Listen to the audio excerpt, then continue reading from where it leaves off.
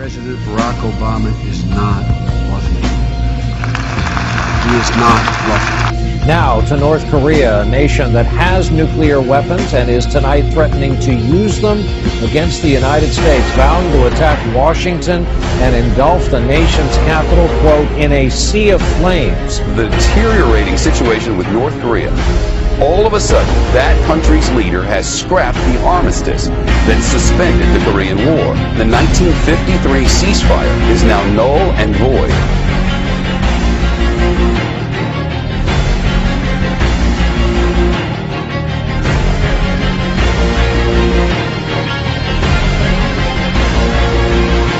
You're looking at an advanced weapons system capable of destroying each of your countries 14 times over, 15 in the case of North Korea. A succession that the Lord promised to his holy church until we will hear the voice of the angel of the apocalypse proclaiming, there is no more time, God's mystery has been executed.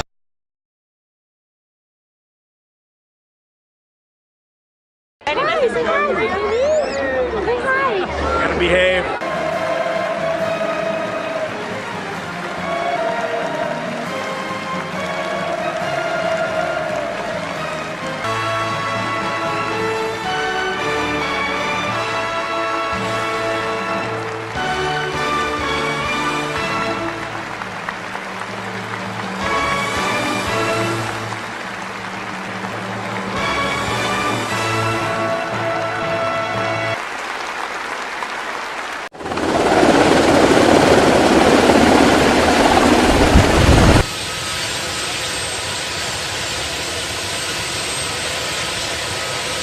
The era of strategic patience is over.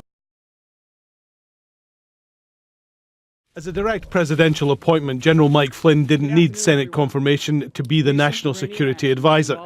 His spell in the White House was short and troubled. In his last few days in office, President Obama imposed new sanctions on the Russians for their interference in the US presidential election. He also expelled 35 diplomats. That General Flynn spoke with the Russian ambassador to the US in the days after that was not in any doubt. What was called into question was what was discussed.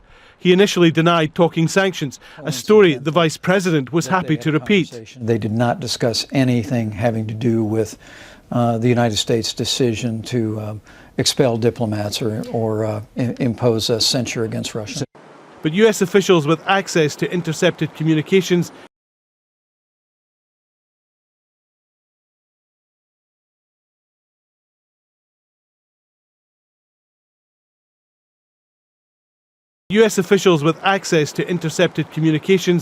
confirmed Flynn had discussed sanctions, and that meant he possibly broke the law.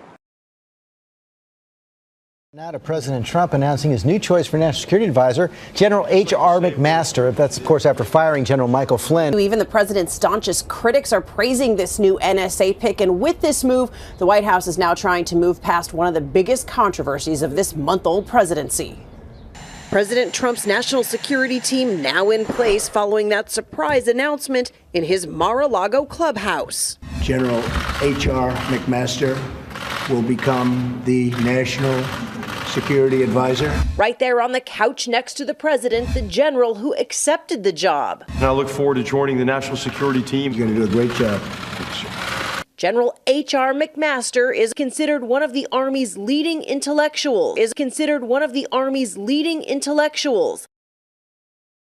Republican Senator John McCain called him an outstanding choice, and the top Democrat on the House Intelligence Committee calls McMaster a solid choice, bright and strategic. The president's inner circle today in a single file line, with a notable exception. Chief Strategist Steve Bannon, who's been at every other press conference so far. A source familiar with the decision says Bannon was working on health care instead, but his conspicuous no-show came just hours after he was ousted from the National Security Council. The vice president insisting it's not a demotion. This is just a natural evolution to ensure the National Security Council is organized in a way that best serves the president. A top White House official says Bannon was originally put on the committee as a check against Michael Flynn, the now dismissed national security advisor. Bannon's goal originally, sources say, to break down the Obama-era structure inside that national security team, led at the time by Susan Rice. She's in the president's crosshairs now as he accuses Rice, with no evidence, of committing a crime by requesting the names of people connected to the Trump team be unmasked. There is simply nothing wrong, unexpected, illegal about doing that. What would be wrong and illegal is if she took that name and then, emailed it to the press. I leaked nothing to nobody. I leaked nothing to nobody. I leaked nothing to nobody. You said no. The lie detector test determined that was a lie. Finally. The move winning bipartisan support. I'd be very pleased that he's not on the National Security Council. My hope is that he would have no role in government at all.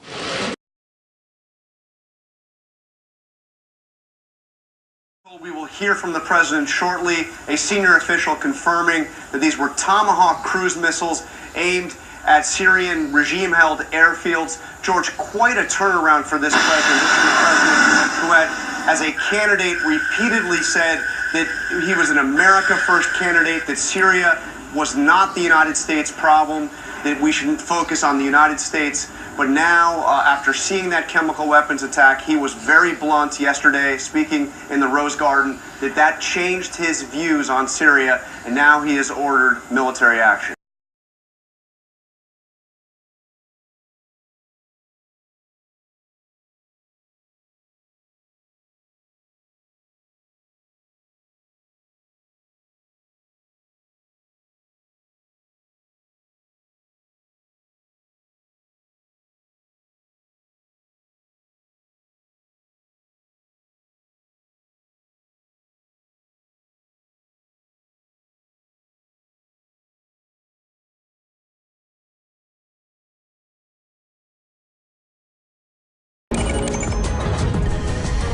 Now to the infighting apparently breaking out inside the White House. Chief Strategist Steve Bannon denied reports that he threatened to quit after being yanked from the National Security Council. But now there are more reports that he is clashing with President Trump's son-in-law, Jared Kushner. A source telling NBC News there is a war between so-called nationalists like Bannon and globalists like Kushner.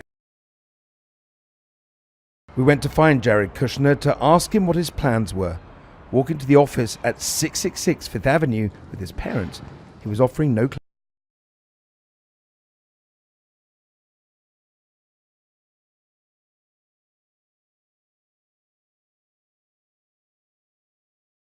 with his parents.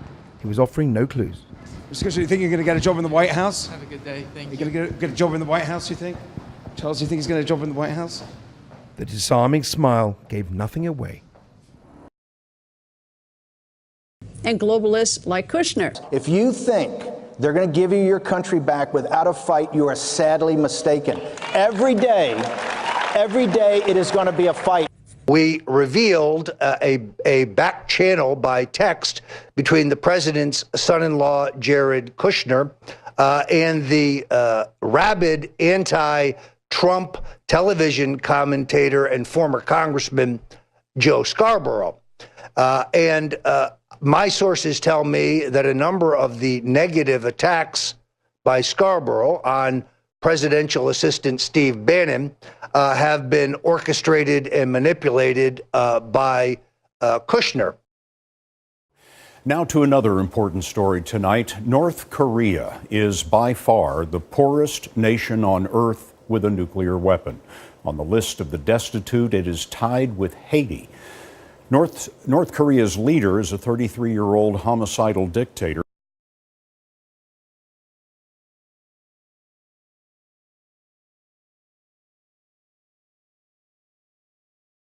During a surprise visit to North Korea's border, Vice President Mike Pence delivered a stern warning.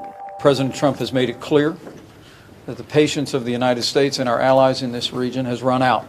He's here in part to calm America's jittery allies. All options are on the table to achieve the objectives and ensure the security of the people.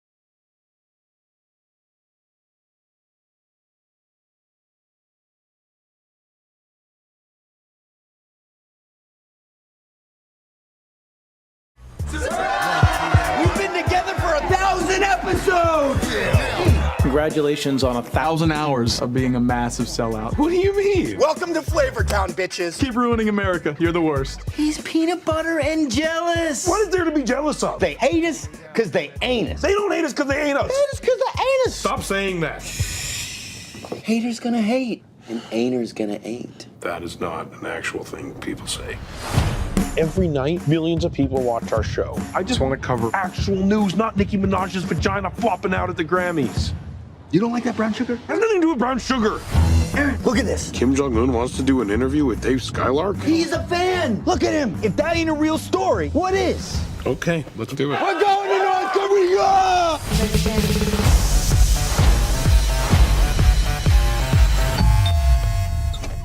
Mr. Rappaport, I'm Agent Lacey with Central Intelligence. You two are going to be in a room alone with Kim. We got the interview! The CIA would love it if you could take him out. Take him out. Like for drinks? Like to dinner? Take him out in the town? No, take him out. You want us to kill the leader of North Korea? Yes. Hello,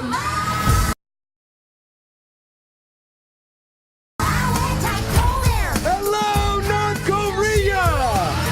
Preceding the interview, you will shake Kim's hand with a fatal dose of poison.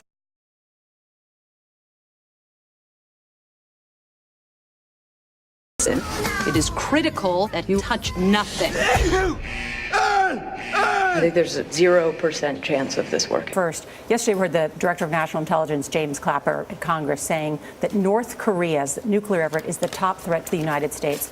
What would you do to deal with that reclusive country? I would get China to make that guy disappear in one form or another very quickly. And let me tell you, people say, How do you make him disappear and assassinate him? Let me just tell you, no, well, you know, I've heard of worse things. China is sucking us dry. They're taking our money, they're taking our jobs, they're doing so much. We have rebuilt China with what they've taken out. We have power over China. China should do that. Now, we Iran, can force the Chinese to take care of North Korea? I would force the Chinese to do it. Everything comes through China. And they tell our people, because our people are novices, but they say, well, we don't have that much control. They have total control. They wouldn't eat. They wouldn't live without China. And China is massive. Everyone's afraid over there of China. China can handle the problem. Everyone's afraid over there of China.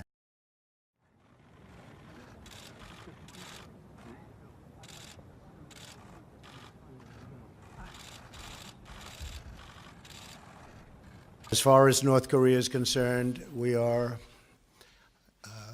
in very good shape. We're building our military rapidly, but hopefully that will be something that gets taken care of. I have great respect for the president of China.